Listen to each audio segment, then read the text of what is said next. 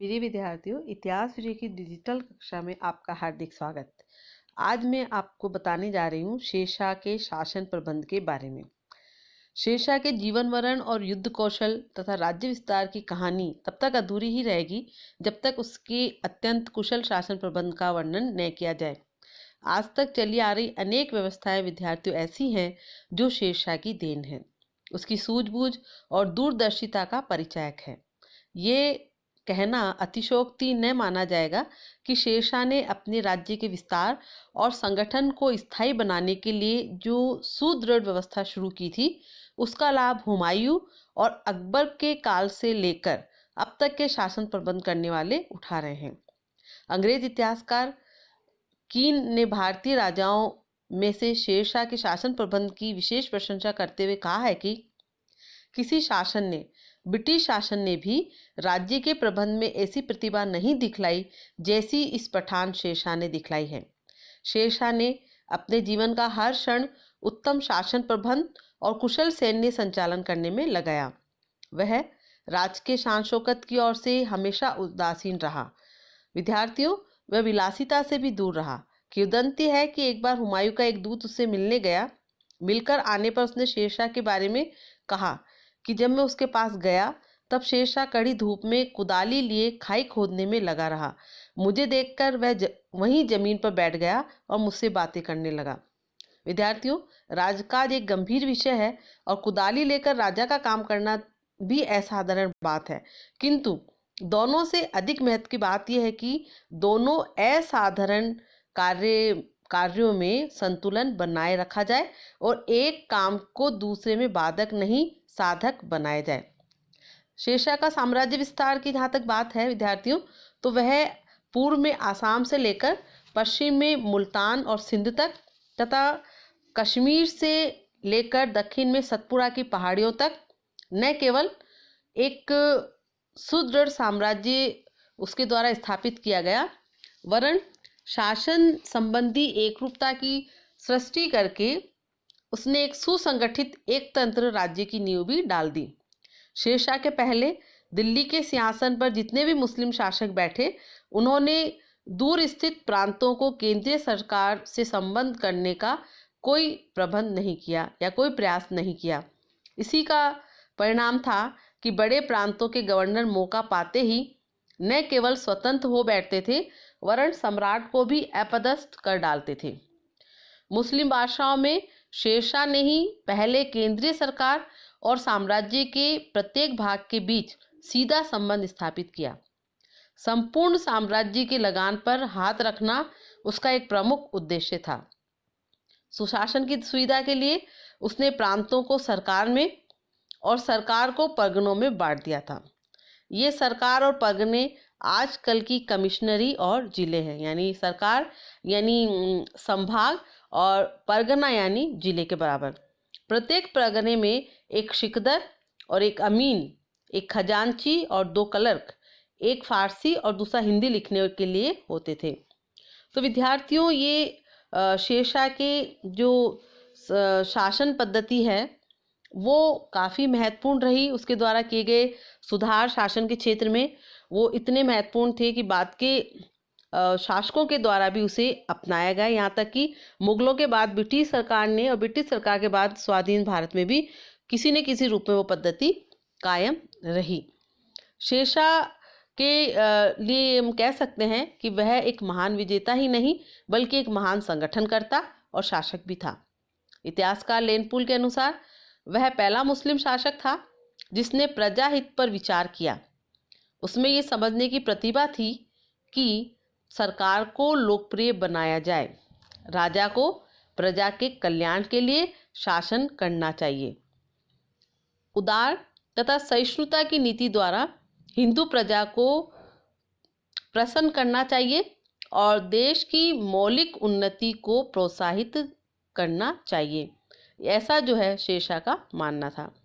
जहाँ तक शेरशाह के शासन प्रबंध के लिए हम देखें तो शेरशाह के शासनकाल में शासन व्यवस्था के लिए भारतीय इतिहास में एक महत्वपूर्ण स्थान उसको दिया जाता है। एरिस्किन जो विदेशी लेखक हैं वो ये कहते हैं कि एक सफल सूर अफगान वीर सैनिक की अपेक्षा उसमें शासन व्यवस्थापक और प्रजापालक के गुण कहीं अधिक विद्यमान थे। विद्यार्थियों, शेरशाह को एक उच्च श्रेणी का सैनिक और एक साम्राज्य निर्माता माना जाता रहा था, लेकिन जब डॉक्टर कानूनगो ने उनकी जो ऊपर लिखी गई किताब है तारीख़ फिरोज शाही जो है ये शेरशाह की जो जीवन अब्बास का शेरवानी ने लिखा था, उनका जो है जीवन के ऊपर जीवन चरित्र, तो उसके ऊपर उन्होंने शोध किया और उन्होंने जो खोजें की उस पर आधारित, तो उसके बाद जो है शेरशाह का स्थान एक साम्राज्य निर्माता के बजाय साथ साथ जो है उसे एक श्रेष्ठ शासन प्रबंधक भी माना गया।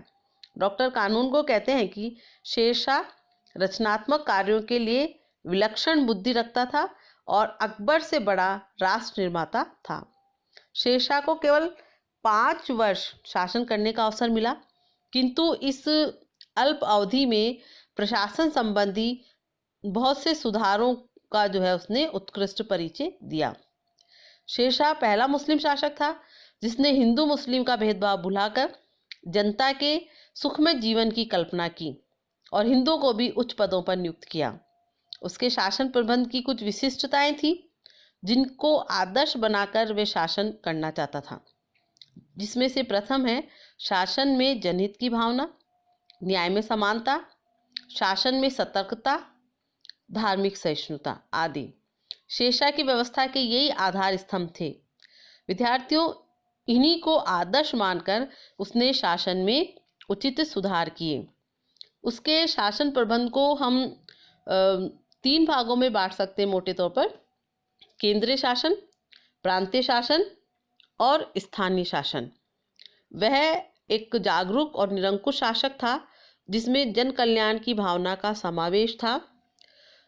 शासन प्रबंध का जो है वही केंद्र बिंदु था और उसने सुदृढ़ केंद्रीय शासन की स्थापना की।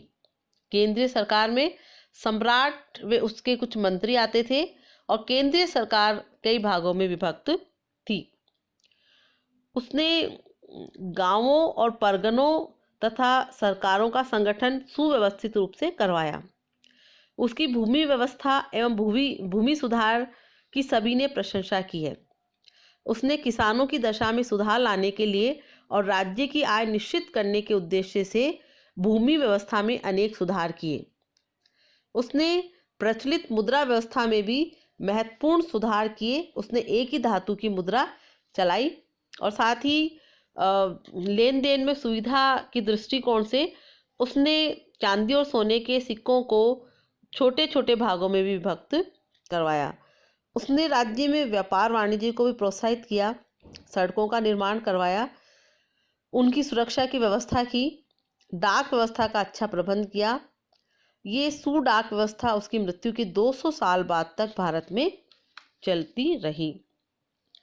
और जहाँ तक उसके द्वारा बनवाई गई कुछ प्रमुख सड़कों की बात है, तो उसने प्रमुख रूप से 4 सड़कें बनवाई और उसने साथ ही उसने साम्राज्य के विभिन्न भागों में सड़कों का जाल फैला दिया था। उसने सड़कों के दोनों ओर छायादार वृक्ष लगवाए। उसके द्वारा जो सड़कें बनवाई गई थी विद्यार्थियों, उनमें से प्रमुख निम्न प्रकार है। पहली थी बंगाल के सोनार गांव से पश्चिम में रोहतास नगर तक 1500 कोस लंबी सड़क। ये सड़क आजम कहलाती थी। अभी भी ग्रांड ट्रंक रोड या जीटी रोड के नाम से ये सड़क अभी भी मौजूद है। दूसरी सड़क थी मुल्तान से लाहौर तक।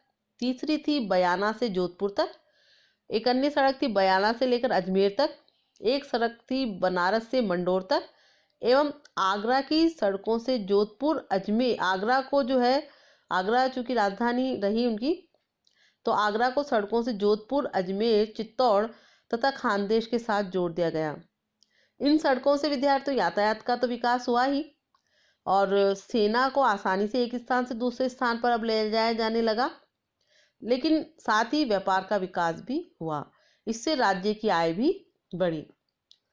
प्रोफेसर पी सरन के अनुसार सड़कों का सबसे महत्वपूर्ण लाभ ये हुआ कि लोगों में एकता की भावना प्रबल हुई, जिससे राष्ट्र निर्माण के कार्यों को प्रोत्साहन मिला। उसने सड़कों पर दो दो कोस के अंतर पर सराय भी बनवाई। सराय यानी धर्मशालाएं।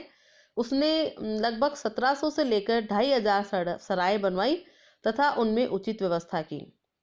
इन सरायों में हिंदू और मुस्लिम यात्रियों के रहने और भोजन की उचित व्यवस्था थी। दोनों धर्मों के लोगों के लिए पानी के लिए अलग अलग घड़े रखे जाते थे। इसके अलावा डाक का प्रबंध भी उसके द्वारा अच्छा किया गया और जो सराय है वो डाक चौकी का काम करती थी। शाही डाक को एक सराय से दूसरी सराय में पहुंचाने हेतु प्रत्येक सराय में 2 घोड़े तथा हरकारे रखे जाते थे। निजामुद्दीन के अनुसार इस कुशल डाक व्यवस्था के कारण उसे सुदूर प्रदेशों की घटनाओं की शीघ्र सूचनाएं भी मिल जाती थी। उसने पुलिस का भी अच्छा प्रबंध किया था और पुलिस प्रबंध द्वारा राज्य में व्यवस्था स्थापित की। उसके पुलिस प्रबंध की आज भी प्रशंसा की जाती है। शेरशाह की पुलिस प्रबंध के बारे में अब्बास खां लिखते हैं कि शेरशाह के शासनकाल में एक बुढ़िया अपने सिर पर आभूषणों की गठरी लेकर बिना किसी प्रकार के भय के सफर कर सकती थी, क्योंकि शेरशाह की ओर से दिए जाने वाले दंड का इतना भय था कि कोई भी चोर अथवा डाकू उसके समीप आने का साहस नहीं कर सकता था। डॉक्टर कानूनगो भी कहते हैं कि शेरशाह की पुलिस प्रणाली उस समय की परिस्थितियों के अनुकूल थी।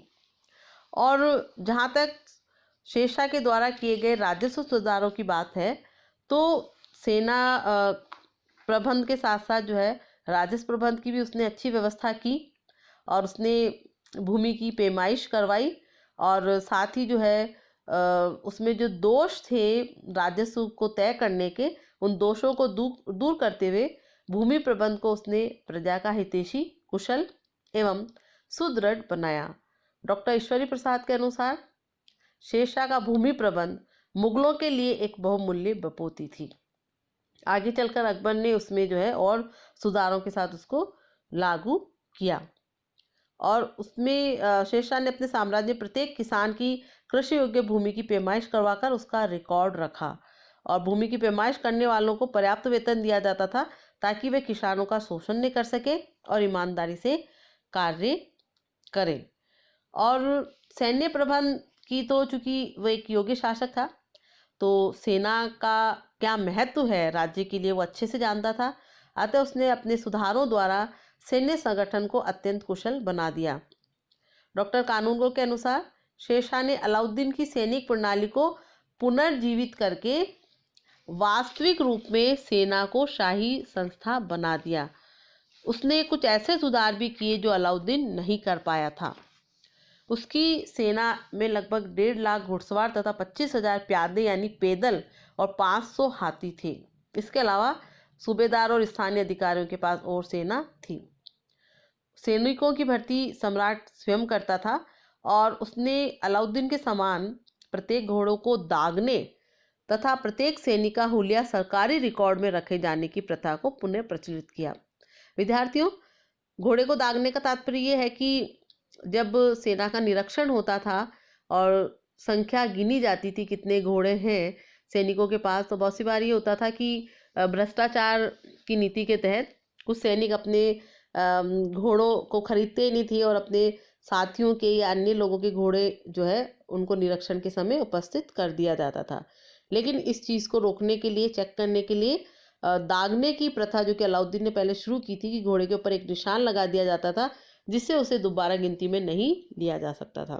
उसी प्रकार सैनिकों में भी होता था कि जागीरदार अपने सैनिकों को संख्या को पूरा बताने के लिए असैनिक लोगों को या जो है अर्धकुशल कारीगरों को किसी को भी खड़ा कर देते थे और उसके बदले में वेतन वो ले लेते थे। तो उस चीज़ को रोकने के लिए भी दाग जो है चेहरा प्रथा जो है हुलिया प्रथा शुरू की गई, जिसमें सैनिकों का हुलिया लिखा जाता था चित्रकारों द्वारा ताकि वो सैनिक दोबारा काउंटिंग में, गिनती में शामिल नहीं हो पाए। तो शेरशाह ने इन प्रणालियों को पुनः स्थापित किया और उसने अपनी सेना में कड़ा अनुशासन स्थापित किया। डॉक्टर कानूनगो कहते हैं कि शेरशाह के शिविर का अनुशासन इतना कड़ा था कि केवल एक ही अभियान में भाग लेने वाला एक अनाड़ी सैनिक कुशल योद्धा बन जाता था। साथ ही जनता के हितों को ध्यान में रखते हुए उसने फसलों को नुकसान पहुंचाने पर सैनिकों को दंडित करना शुरू किया और सैनिकों को जो है नगद वेतन दिया जाता था। और साथ ही हम अन्य चीज़ों की उसकी बात करें तो शेरशाह जो है उसने मुद्रा संबंधी सुधार भी किए, जैसा कि अभी मैंने पूर्व में बताया था कि शेरशाह के शासक बनते समय अलग अलग धातुओं के सिक्कों में निश्चित अनुपात नहीं था तथा खोटे सिक्के काफ़ी मात्रा में प्रचलित थे। उसने इन अनेक जो है मौद्रिक सुधार किए ताकि मुद्रा व्यवस्था जो है उसमें जो दोष हैं वो दूर हो जाएं। तो उसने मिश्रित धातुओं के सिक्कों को समाप्त करके एक धातु के सिक्के जारी किए। उसने शुद्ध धातु और एक निश्चित तोल की मुद्रा भी चलाई और साथ ही लेन देन की सुविधा है तो उसने चांदी तथा तांबे के टंकों के आधे, चौथाई, 8वें तथा 16वें भाग के सिक्के चलाए। शेरशाह ने लोगों की सुविधा अनुसार सिक्के ढलवाने के लिए 23 टकसालें स्थापित की, जहाँ लोग जो है अपना सोना और चांदी या अपना तांबा ले जाकर सरकारी टकसालों में अपने सिक्के ढलवा सकते थे। उसके सिक्के जो है गोल या वर्गाकार एवं सोने, चांदी तथा तांबे से निर्मित होते थे। एडवर्ड टॉमस के अनुसार भारतीय मुद्रा के इतिहास में शेरशाह का शासनकाल विशेष स्थान रखता है। विद्यार्थियों, अब मैं संक्षेप में आपको बताना चाहूँगी न्याय प्रबंध के बारे में शेरशाह के। तो शेरशाह एक न्यायप्रिय सम्राट था। वह कहता था कि धार्मिक कार्यों में न्याय सर्वश्रेष्ठ है, लेकिन उसकी धारणा ये भी थी कि बिना दंड के न्याय नहीं रह सकता और उसने निष्पक्ष न्याय की व्यवस्था की और उसने जो है अपने उच्च पदाधिकारियों या परिवार के लोगों को भी अपराध करने पर कठोर सजा दी। वह अपने राज्य का सर्वोच्च न्यायाधीश था। निजामुद्दीन कहता है कि शेरशाह का भय और उसकी न्यायप्रियता इतनी अधिक थी कि उसके शासनकाल में डाकू तथा चोर व्यापारियों की वस्तुओं पर निगरानी रखते थे। साथ ही स्थापत्य कला के क्षेत्र में उसका प्रबंध कैसा था, तो वह एक कुशल भवन निर्माता भी था। उसने झेलम नदी के तट पर रोहतासगढ़ नामक नगर बसाया तथा दिल्ली का पुराना किला बनवाया।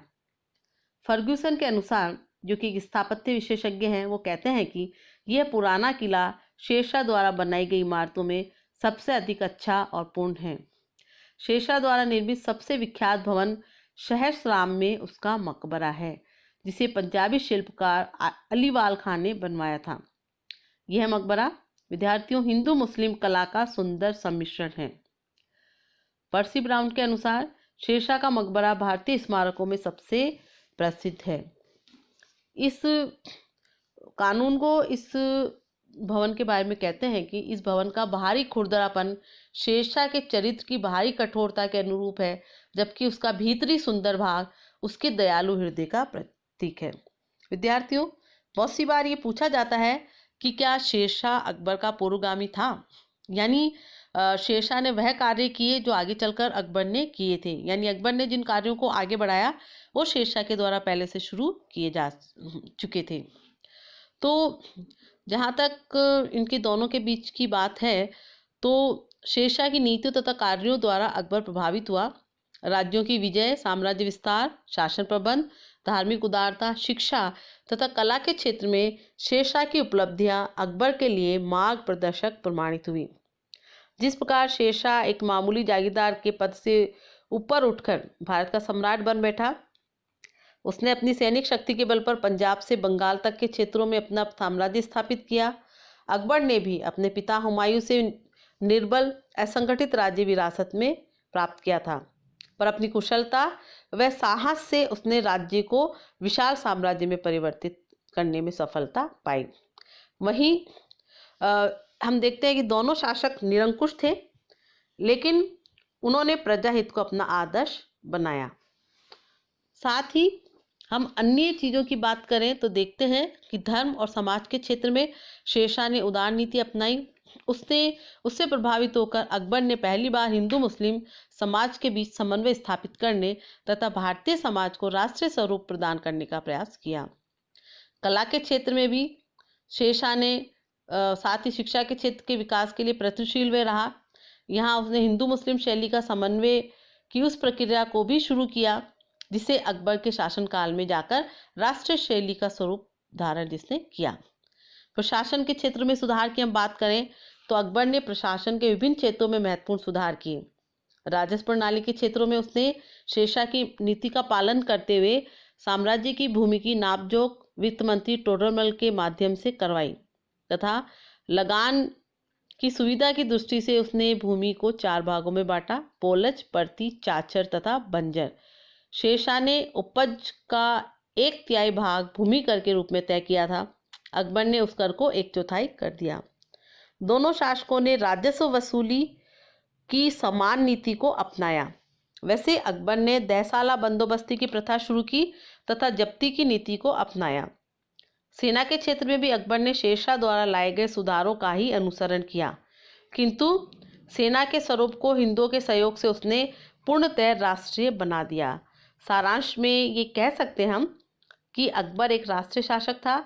उसके उद्देश्य सारे देश और सारी प्रजा की भलाई के लिए था। इस उद्देश्य की प्राप्ति के लिए शेरशाह की भांति अकबर ने अनेक जन कल्याणकारी कार्य किए। तो इस प्रकार विद्यार्थी हम देखते हैं कि शेरशाह मध्यकालीन भारत का एक महान सम्राट था, जिसने अपने कड़े परिश्रम द्वारा राज्य प्राप्त किया था और उसे सुखी तथा समृद्ध बनाया था। वह एक महान शासक, प्रबंधक और सुधारक था। वह बहुमुखी प्रतिभा का धनी था। उसके राज्य पद का आदर्श बहुत ऊंचा था। वह प्रजा हितैषी एवं दयालु शासक था तथा जन कल्याणकारी कार्य करना अपना कर्तव्य मानता था। डॉक्टर कानूनगो के अनुसार शेरशाह का हृदय प्रजा के लिए पिता तुल्य और उपद्रवियों के लिए कठोर था, परंतु निर्बल और दीन दुखियों के लिए दया और प्रेम का सागर था। तो इस प्रकार हम देखते हैं कि मध्यकालीन भारत का एक महान शासक शेरशाह रहा, और जिसने न केवल एक विशाल साम्राज्य का निर्माण किया, बल्कि अन्य क्षेत्रों में भी, खासतौर पर प्रशासन के क्षेत्रों में विशिष्ट उपलब्धियां हासिल की। धन्यवाद।